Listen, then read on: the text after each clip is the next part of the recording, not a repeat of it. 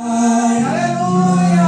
Sonhando que eu encontro paz, o vento da visão quer apagar a chama da minha adoração.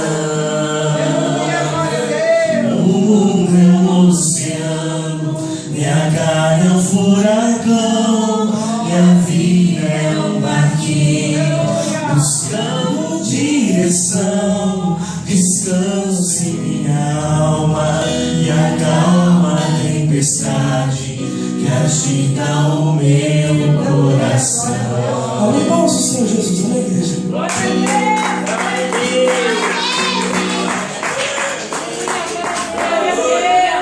Não quero interromper o teu silêncio, ó Pai, mas é só orando que eu encontro paz. O vento da visão quer apagar a chama da minha adoração. O mundo é um oceano e a carne é um furacão, e a vida é um barquinho buscando direção. Descansa em minha alma e acalma a tempestade que agita o meu coração. Acalma o meu coração. Acalma o meu coração. O vento está soprando, mas é te adorando. Viver sumada aflição. Acalma o meu coração. Acalma o meu coração. Só venço este mundo se for em tua presença. Acalma o meu coração. O barulho do mar vem pra me confundir. Ó Pai, não deixe as ondas e a fé diminuir. Perdoa se pensei que em meio ao teu silêncio não estivesse aí.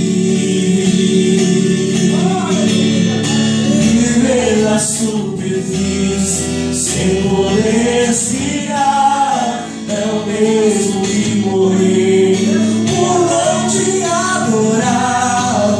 És meu oxigênio, ó Senhor, sem tua presença minha fé vai naufragar.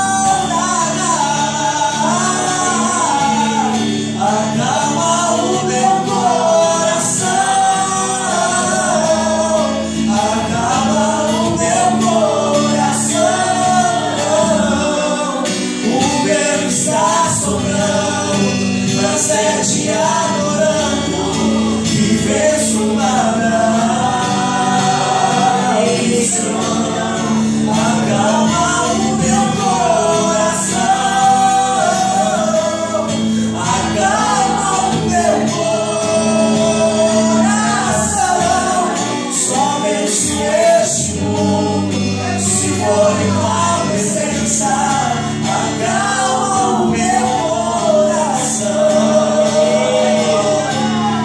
O barulho do mar vem pra me confundir.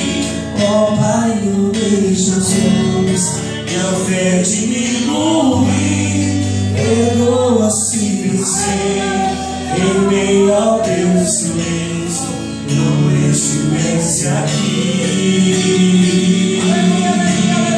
Viver na superfície sem poder respirar é o mesmo que morrer por não te adorar. És meu oxigênio, ó Senhor, sem tua presença minha fé